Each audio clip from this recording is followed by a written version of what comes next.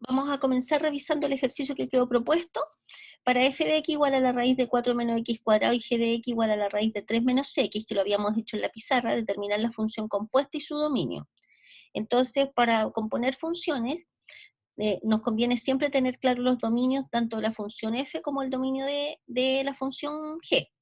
A ver, observemos lo siguiente, que cada vez que nosotros estemos hacia modo de observación, frente a una función que corresponde a una raíz, ¿se acuerdan ustedes que, por ejemplo, si nosotros tenemos la función f de x igual a, supongamos que tengamos la función f de x igual a la raíz de x, esta función, la gráfica de esto como relación, corresponde a esta curva, ¿no es cierto?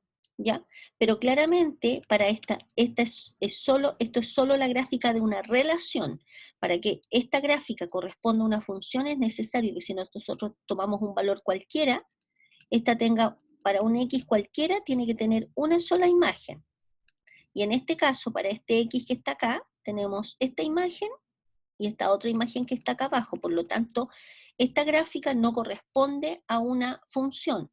Para que corresponda a una función, uno elige solamente una de las dos ramas, o sea, esta partecita, la parte positiva o la parte negativa. Digamos, en términos generales, como por convención, siempre asumimos la parte cuando es una raíz cuadrada, la parte positiva, ¿de acuerdo? Por lo tanto, para que esto que está acá, que es hasta este minuto solo una relación, se convierta en una función, tenemos que borrar una parte de la rama. En este caso borramos esto que está acá, y esta curva que está acá, ahí sí sería una función, ¿de acuerdo? Representaría una función. ¿Por qué? Porque para un x le corresponde un solo y, ¿de acuerdo? Para un x que está acá, le corresponde un solo y como imagen, ¿ok? Ya. Entonces, considerando eso, cada vez que nosotros tenemos raíces cuadradas de cualquier argumento, una raíz, siempre vamos a tomar la parte, la raíz independiente del argumento que aparezca acá. Esto es siempre mayor o igual que 0. ¿De acuerdo? Habiendo dicho eso, nosotros, ¿qué vamos a tener acá? Que, habiendo dicho eso, que el dominio de la función, ya habíamos resuelto nosotros la inecuación 4 menos x cuadrado mayor o igual que 0, y nos había dado esto por solución, o sea, el intervalo entre menos 2 y 2, y lo que es equivalente a escribir valor absoluto de x menor o igual que 2, o sea, esto es el dominio de la función f. El dominio de la función g, habíamos dicho que 3 menos x tiene que ser mayor o igual que 0, de donde nos quedó que x era menor o igual que 3, por lo tanto el dominio de la función g es esto que está acá. Lo que habíamos hecho en la pizarra, habíamos calculado qué cosa era f compuesto con g de x, y habíamos llegado a esta expresión, y esta expresión, ¿se acuerdan que la habíamos trabajado independiente? Tiene sentido solamente cuando 1 más x es mayor o igual que 0, por lo tanto el x tiene que ser mayor o igual que menos 1, pero ojo que esta no es el dominio de f compuesto con g, porque tenemos que interceptarlo con las otras condiciones, ¿se acuerdan? En este caso, con que el x sea menor o igual que 3, ¿por qué? Porque acuérdense que la función g tiene que poder tomar el valor de x, por lo tanto, al hacer la intersección de estos dos intervalos, nos da este que está acá. Y este que está acá corresponde al dominio de f compuesto con g solicitado. ¿Ya? Eso es un ejercicio que había quedado a medio hacer la clase pasada. ¿Ya? Está hecho en el apunte en todo caso. Bien, ahora, nosotros, una función expresada con composición de otras más simple. Bueno, por ejemplo, si tenemos esta función que está acá, h de x, se puede escribir como f compuesto con g, donde g es esta función y f de x es esta que está acá. Bueno, se puede comprobar fácilmente. Ahora vamos a entrar a lo siguiente. Vamos a definir lo que es una función inversa. A ver, así como aquí aparece un ejemplo práctico, después lo pueden estudiar en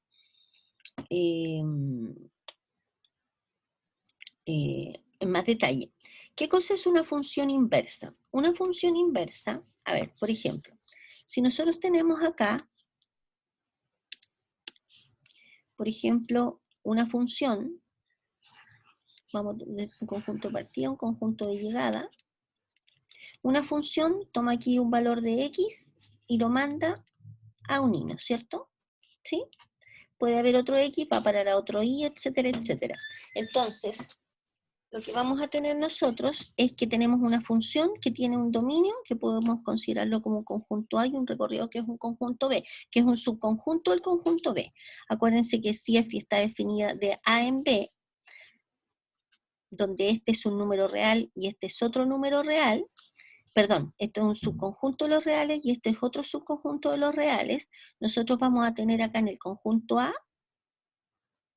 un subconjunto que va a corresponder al dominio de la función f, y acá, ay, perdón, que me pegué unos rayones, y acá vamos a tener otro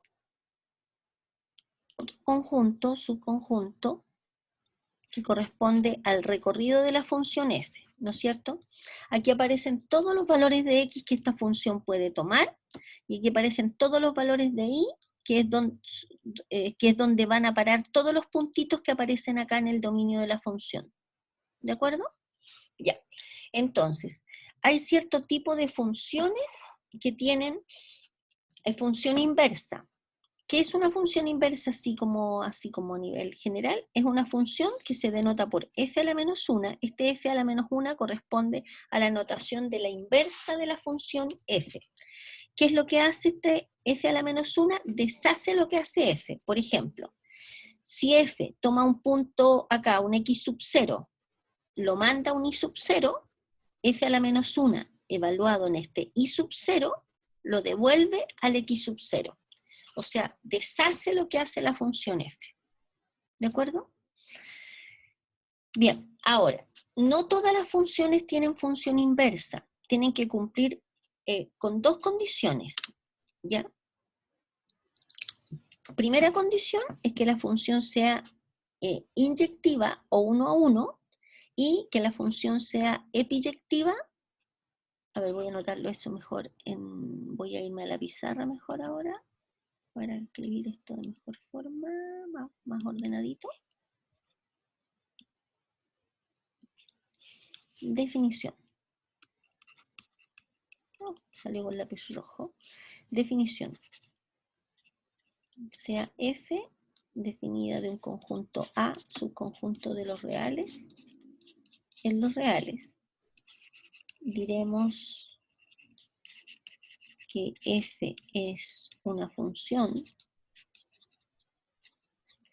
que denota biyectiva. Voy a darles toda la biyectiva.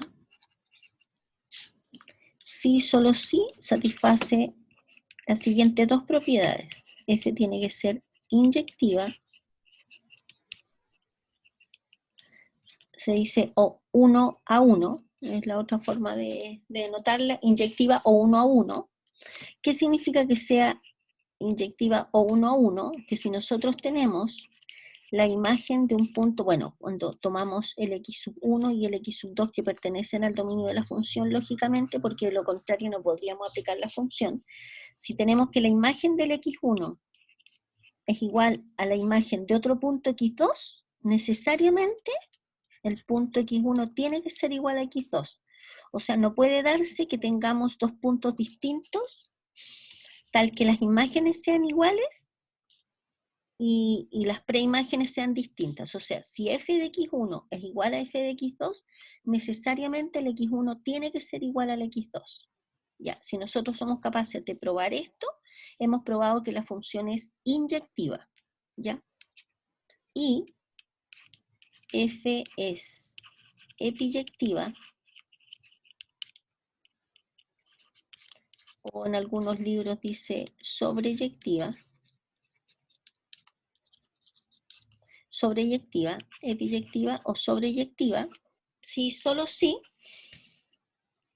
para todo y que pertenece al conjunto de llegada, digamos en este caso, para todo y, perdón, aquí me equivoqué, que va a parar a un conjunto B, subconjunto de los reales, para todo y que pertenece a B, existe un X en el conjunto A, tal que f de x sea igual a b. O sea, en el fondo, ¿qué es lo que nosotros estamos diciendo tal que f de x sea igual a y? Perdón. Lo que estamos diciendo acá es que para que una función sea biyectiva en el fondo, o equivalentemente, y esto es lo que más ocupamos, el recorrido de la función f tiene que ser todo el conjunto de llegada, B. Entonces, vamos a tener que una función, vamos a decir que es biyectiva si cumple estas dos condiciones. Tiene que ser inyectiva o 1 a 1, que significa que si f de x1 igual a f de x2, implica que x1 igual a x2, y además de eso tiene que ser epiyectiva o sobreyectiva, que significa en el fondo que tenemos que probar que el recorrido de la función es igual al conjunto de llegada. ¿De acuerdo? Nosotros en el apunte asumimos que la función es epiyectiva porque estamos definiendo la función en un conjunto A en el recorrido de la función f. ¿De acuerdo? Entonces, vamos a ver, por ejemplo, lo que aparece en el apunte. En el apunte tenemos lo siguiente. Acá. A ver, por ejemplo, vamos a probar que esta función es inyectiva. A ver, aquí aparece como la explicación de lo que yo les di al otro lado. Ya. Entonces, vamos a probar que la función es inyectiva y epiyectiva a la vez. F de x igual a menos 2x más 4.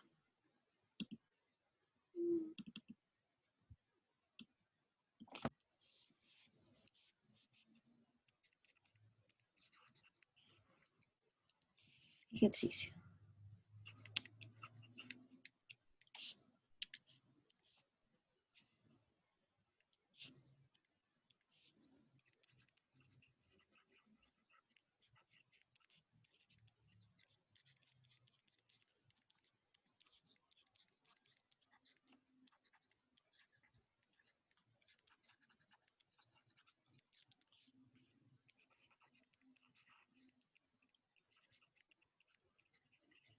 ¿Ya? Demuestra que esta función es una función biyectiva. Ojo, que cada vez que uno se le presenta un enunciado como esto, uno tiene que entregarles de dónde a dónde estamos trabajando la función, ¿ya? En este caso estamos asumiendo de los reales en los reales, ¿ya? Entonces, demostración. Primer paso. Primero vamos a probar que f es inyectiva. Vamos a ponerlo a modo de pregunta, ¿de acuerdo? ¿Ya? Lo primero es ver el dominio de esta función. Claramente esta función, como no es ni fracción, ni una raíz de índice par, ni es un logaritmo, el dominio son todos los reales, porque no hay peligro en ninguna parte, ¿cierto? ¿Ya? Entonces, teniendo ese dominio, uno define un x1 y un x2 cualesquiera que pertenecen al dominio de la función, en este caso los reales, tales que tengamos que f de x1 es igual a f de x2. Nosotros, para probar que esta función es inyectiva, tenemos que llegar a probar que el x1 es igual al x2. Entonces dice, bueno, ¿qué cosa es f evaluado en x1 igual a f evaluado en x2? ¿Qué cosa es f evaluado en x1? Es menos 2 por x1 más 4. ¿Y qué cosa es f evaluado en x2? Menos 2 por x2 más 4, ¿no es cierto? ¿Sí? Entonces simplificamos los 4 y nos queda menos 2x1 igual a menos 2x2. En el fondo lo que hicimos fue sumar por el inverso aditivo de 4, que sería sumar por menos 4 a ambos lados. Y aquí ahora multiplicamos por menos 1/2, ¿cierto? Multiplicamos por menos 1/2 y efectivamente nos queda que x1 es igual a x2. Si nosotros no somos capaces a través de reducciones o haciendo operaciones, llegar a que x1 es igual a x2, o llegamos a x1 igual a x2 y llegamos a otra cosa más, significa que la función no es inyectiva. O sea, a partir de acá nosotros tenemos que llegar a que x1 es igual a x2, no suponerlo, llegar, ¿de acuerdo? Demostrar que x1 es igual a x2, y ahí por lo tanto hemos probado que sí, porque la pregunta era si era inyectiva, f es inyectiva. ¿De acuerdo? ¿Ya? Y ahora vamos a probar que la función f es, segunda parte, que f es epiyectiva. O sobreyectiva. ¿Ya? Lo vamos a poner como pregunta. ¿Ya? Entonces, ¿qué tenemos que probar? Tenemos que probar, en el fondo, por demostrar que el recorrido de la función corresponde a todos los reales. ¿Ya? Entonces tenemos que sacar el recorrido de la función. ¿Cómo sacamos el recorrido de la función? Nosotros tenemos la función igual a menos 2x más 4. ¿Qué tenemos que hacer en este caso? Tenemos que despejar x en función de y, ¿no es cierto? Nos queda menos 1/2 por y menos 4 igual a x. O sea que x va a ser igual a menos 1/2 y más 2. ¿De acuerdo? ¿Ya? Y este es el valor de x. Entonces, pregunta, ¿para qué hay problemas para y? ¿Para qué valores de y esta expresión está definida en los reales? Para todo y, ¿no es cierto? ¿Sí? Por lo tanto, el recorrido de la función van a ser todos los reales. ¿Por qué? Porque aquí no hay absolutamente ninguna restricción. En efecto, ¿qué cosa sería f de x? Tenemos que probar que efectivamente f de x es igual a y. O sea, con aquí terminamos, pero vamos a probar que efectivamente f evaluado en este x nos va a dar y. ¿Qué cosa es f evaluado en esta expresión? ¿Qué cosa le hace f a algo? Dice menos 2 por el algo más 4. Y esto sería y menos 4 más 4, y efectivamente nos da el y. ¿Se fijan? Por lo tanto, como el recorrido de f igual al conjunto de llegada, es biyectiva. Como la función es inyectiva y a la vez es epiyectiva, podemos decir que la función es biyectiva. ¿De acuerdo? Bien, ahora, hay una propiedad que nos dice lo siguiente. ¿Para qué nos sirve esto de los conceptos de inyectivo y epiyectivo? F a la menos 1 existe si y solo si f es biyectiva. Si la función no es biyectiva, la función inversa no existe. ¿De acuerdo? O sea, una condición necesaria y suficiente para que la función f tenga función inversa es que la función sea biyectiva. De lo contrario, la función no tiene inversa. ¿Estamos de acuerdo? ¿Sí? Ya. Si hay alguna pregunta, porfis, ustedes me interrumpen. ¿Ya? O me escriben en el chat. Ya, ahora vamos a ver. Acabamos de ver recién el concepto de biyección. Ahora vamos a ver la definición de qué cosa es la inversa de otra función.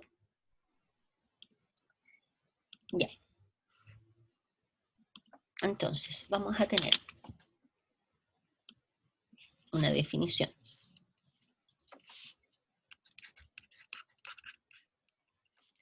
F está definida en un conjunto A, subconjunto de los reales, en los reales. Ya. Entonces vamos a decir que si f es biyectiva, implica que existe una nueva función que la denotamos por f a la menos 1 de x,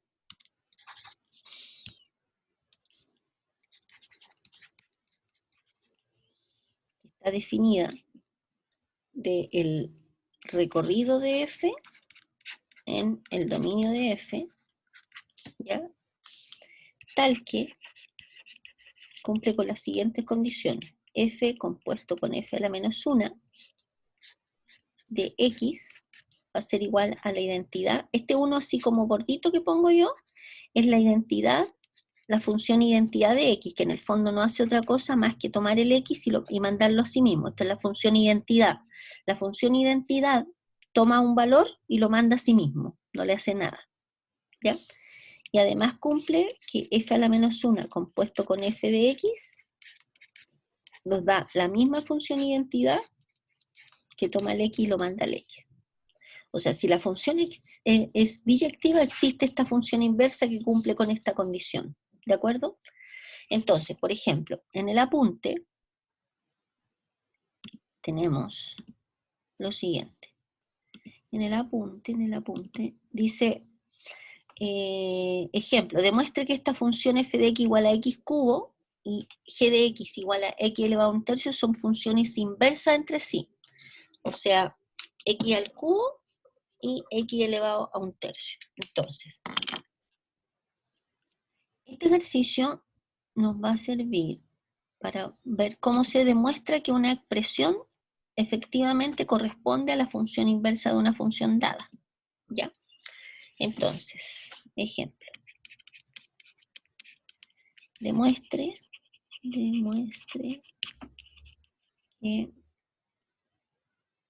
g de x, le voy a poner g de x igual a x elevado a un tercio es la función inversa de f de x igual a x al cubo. ¿Ya? Entonces, ¿cómo se hace esta demostración?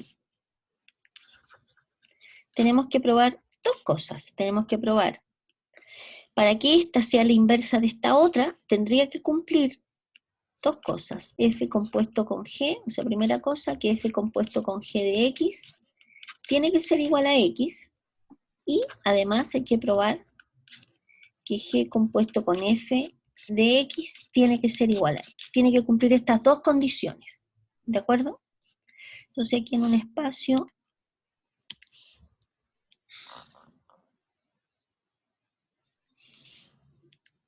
vamos a probar la primera. La primera dice, bueno, F compuesto con G de X por definición es lo mismo que F de G de X, ¿no es cierto? ¿Qué cosa es F de G de X? Es F de X elevado a un tercio, ¿cierto? ¿Qué le hace a la función F a algo? F de algo, toma el algo y lo eleva al cubo.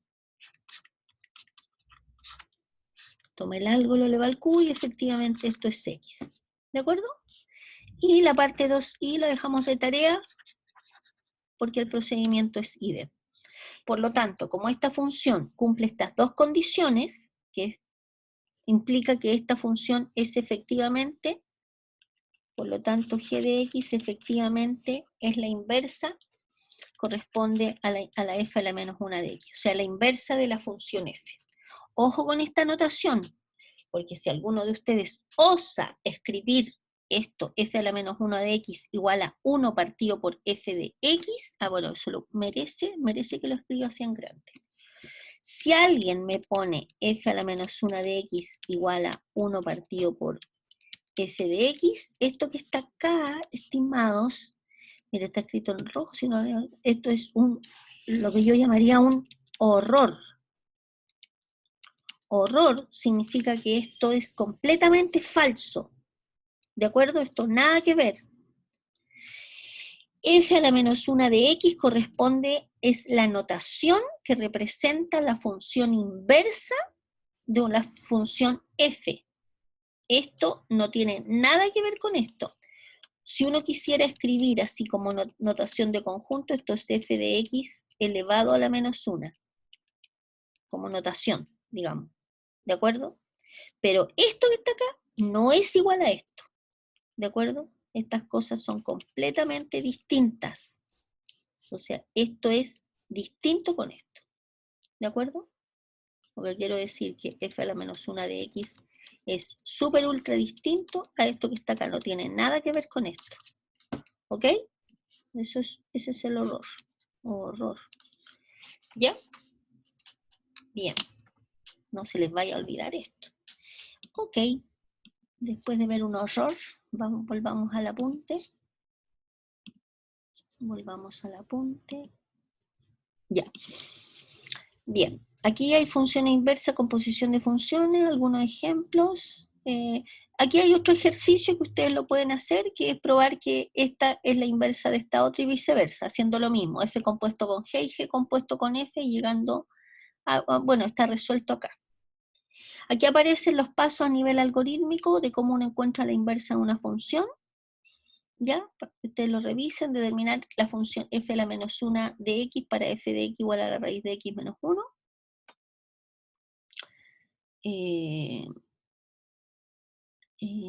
Ya, otro ejemplo, bla, bla, bla, ya. Aquí está resuelto para que ustedes le echen un vistazo, lo estudien. Ya, y eso es perdón,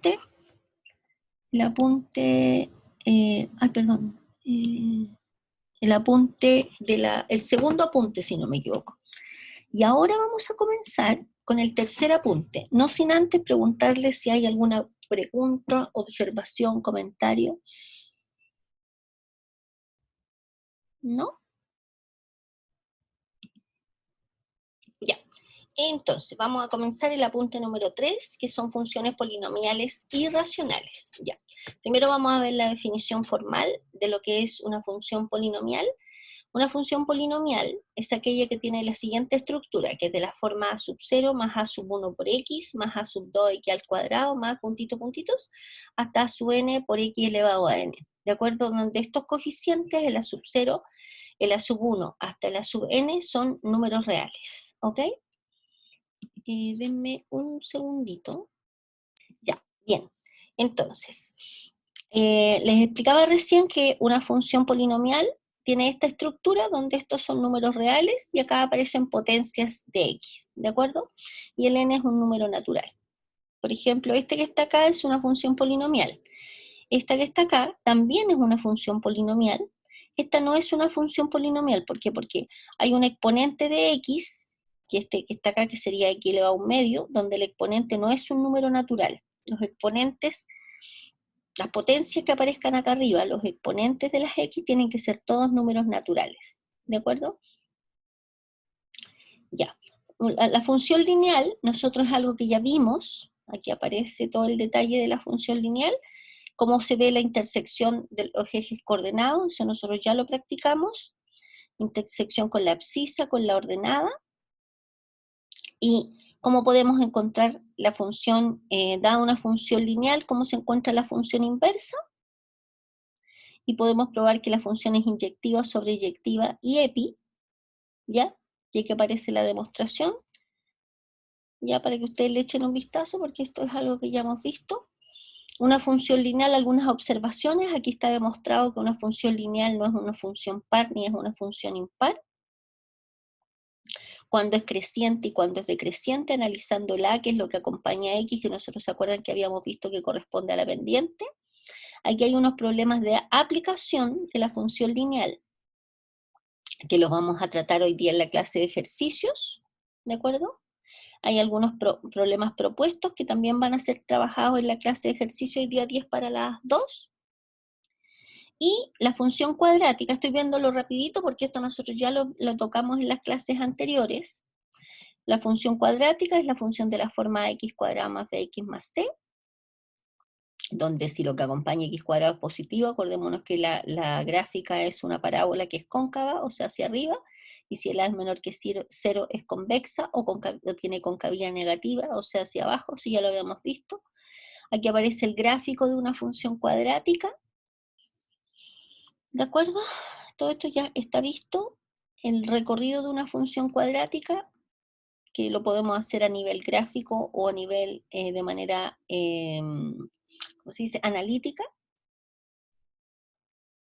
¿ya? Y que aparece el análisis, el dominio del recorrido, cuando una función es par. Bueno, ya habíamos visto que una función cuadrática no es par ni impar, aquí aparece por qué.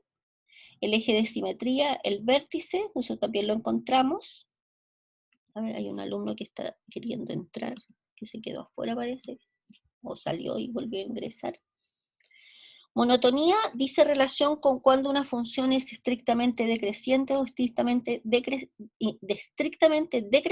y estrictamente creciente. Esto lo estoy pasando rápido porque nosotros ya lo hicimos en las clases anteriores. Y máximo o mínimo va a depender del vértice, ¿cierto? Si el vértice, si la gráfica de la función cuadrática es cóncava, este puntito que está acá va a ser un mínimo, y si es convexa, el puntito que corresponde al vértice va a ser un máximo. ¿De acuerdo? Ahí aparecen algunas aplicaciones, de los cuales vamos a hacer un problema propuesto como el problema número 2. ¿Ya? Hagamos el problema número 2. Entonces, dice el problema número 2. Una industria fabrica. Déjenme sacarle una fotito para poder pasar a la pizarra. Y lo vamos a hacer en la pizarra. Ya. Súper útil esto de tener celular, todas estas cosas que ayudan montones al trabajo. Ya. Ya, vamos a la pizarra entonces. A hacer el problema número 2 que está propuesto. Ya, entonces dice, una industria fabrica un cierto artículo.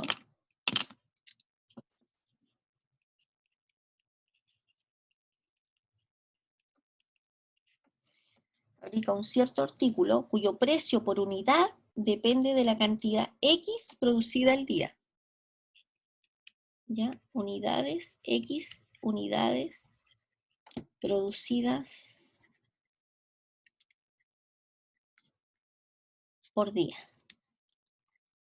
Es súper importante los problemas de planteo que ustedes en el desarrollo escriban a qué corresponde cada variable, ¿de acuerdo? Dice, cuyo precio por unidad depende de la cantidad X producida al día.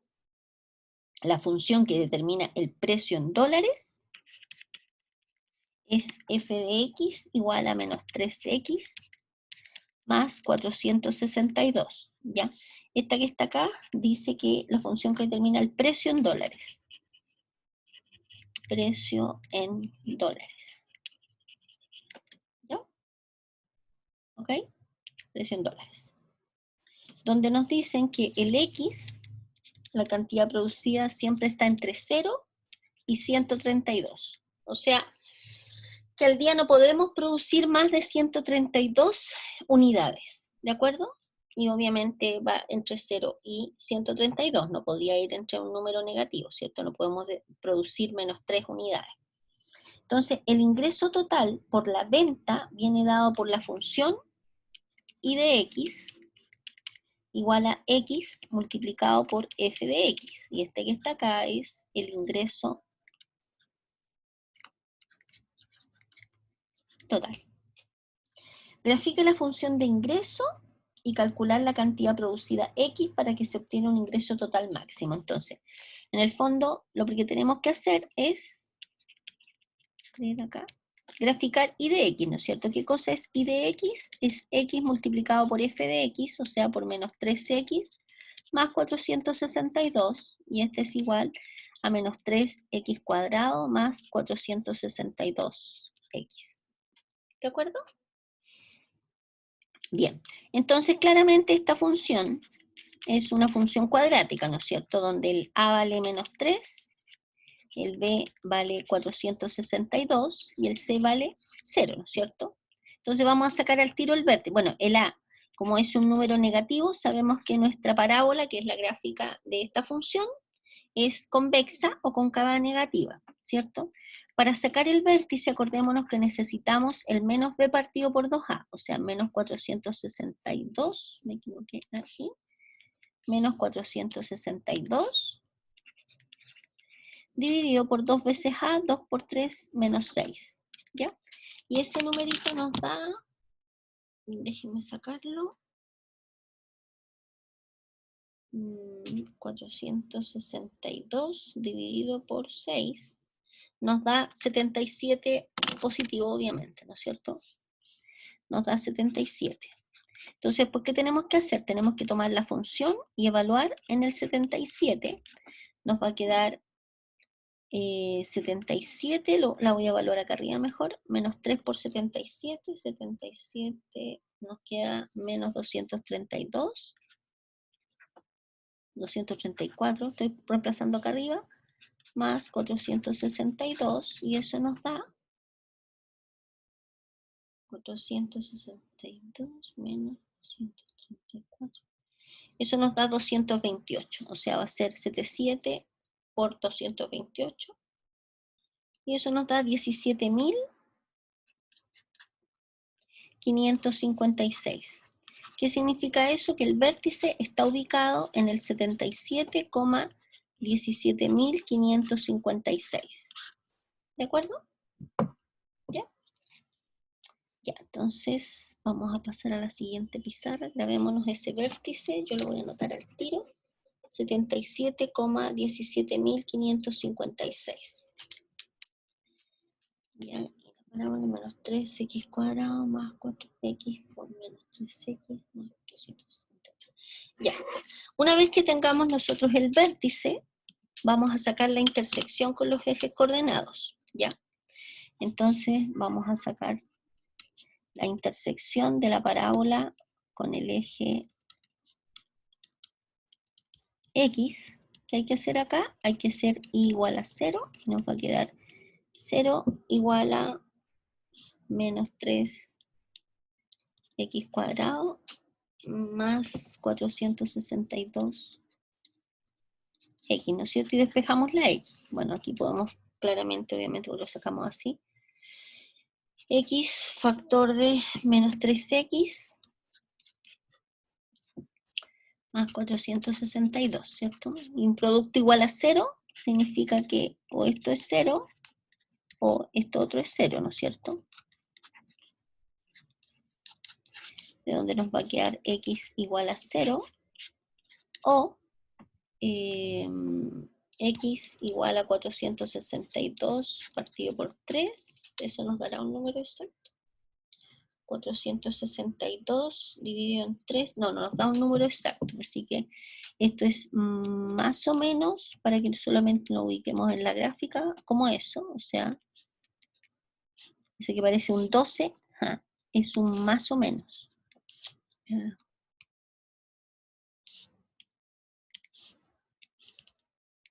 Ese es un más o menos, ¿ya? Me quedó re feo, ya no lo voy a escribir. Y ahora vamos a ver la intersección con el eje Y. Entonces, ¿qué tenemos que hacer? Tenemos que hacer x igual a 0. Entonces, fíjense que tenemos dos puntos de intersección acá. Vamos a tener el punto, el 0,0, que es cuando x vale 0 y vale 0, y el punto 462 dividido en 3,0. ¿De acuerdo? Estos dos son los puntos de intersección de la parábola con el eje X. ¿Ya? Así más o menos acordémonos que es como 154. Y para ver la intersección con el eje Y, ¿qué hacemos? X igual a 0 y nos va a quedar que Y va a ser igual a menos 3 por 0 al cuadrado más 462 por 0, ¿no es cierto? O sea, nos queda 0. Por lo tanto, la única intersección va a ser el punto 0,0. Esta es la intersección con el eje Y. Y bueno, coincido con la otra. ¿Ya? Y con estas herramientas, nosotros ya podríamos hacer la gráfica de nuestra parábola. ¿Cierto? Voy a anotar los puntitos de intersección, el 0,0 y el 462,0.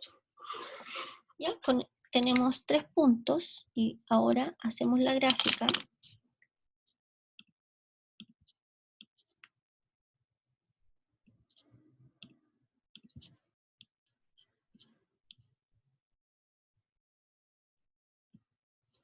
Va, me quedó el dibujo.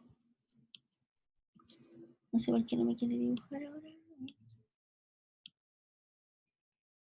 Ya, entonces a una escala obviamente completamente distinta a la escala real. A ver, tenemos el punto 77. Vamos a suponer que aquí está el 77,17.000. O sea, obviamente una escala pésima la que voy a usar.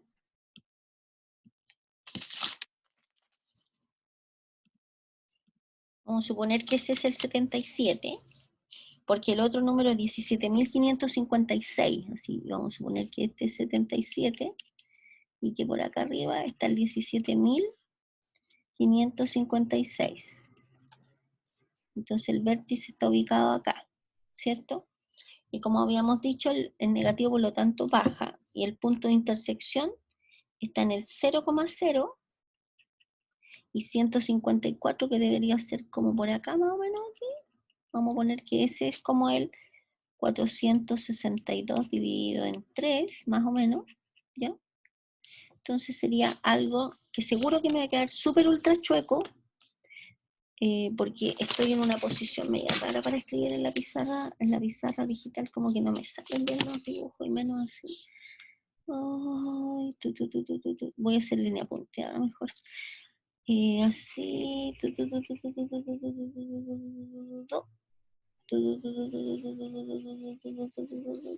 Más o menos.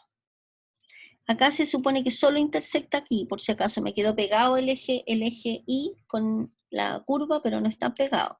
Solamente tenemos... Ah, borré el eje.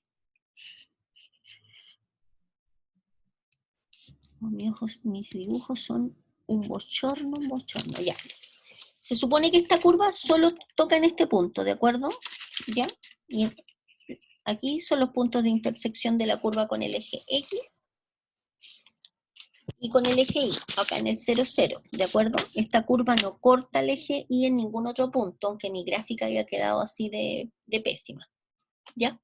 Vamos a ver ahora, en la parte anterior, en el contexto del enunciado, dice, estoy mirando el enunciado dice, grafique la función de ingreso y calcular la cantidad producida X para la que se obtiene un ingreso total máximo.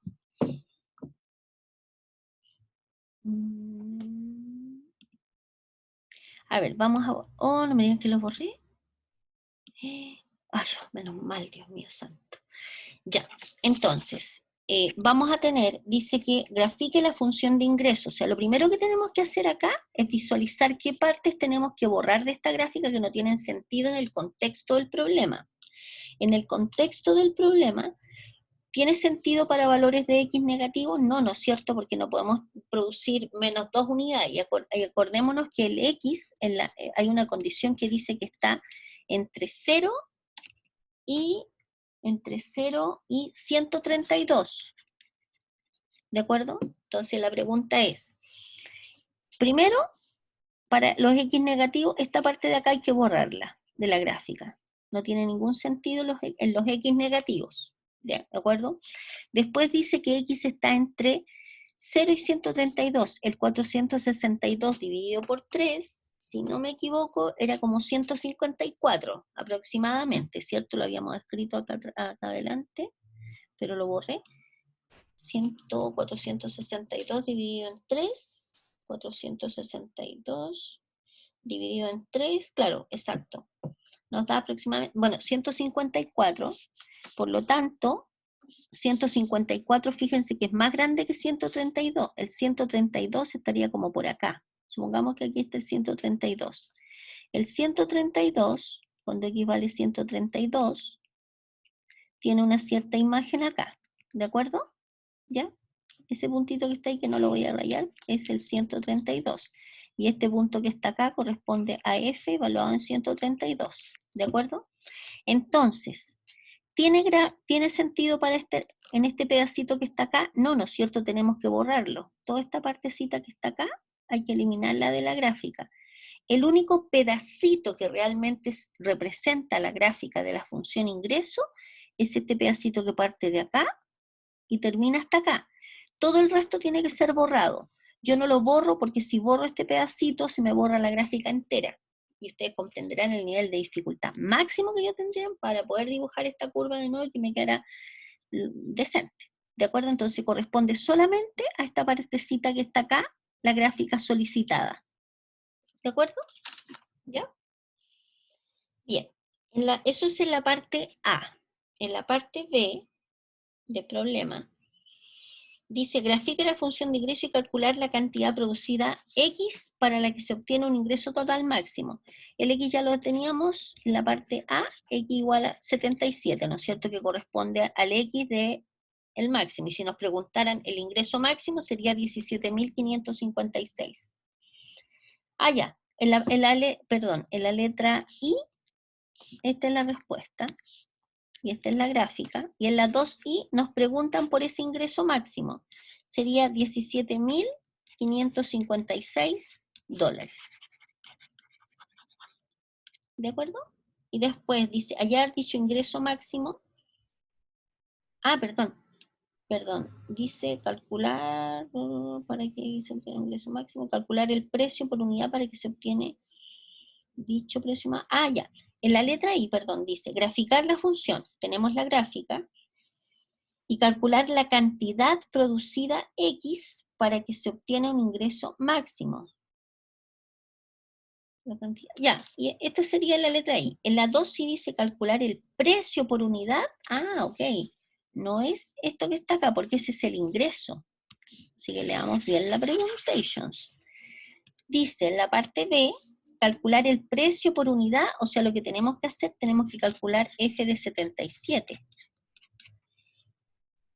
Y calcular el precio para que se obtiene dicho máximo. Entonces es F evaluado en 77, que sería menos 3 multiplicado por el 77, más 462. Eso nos da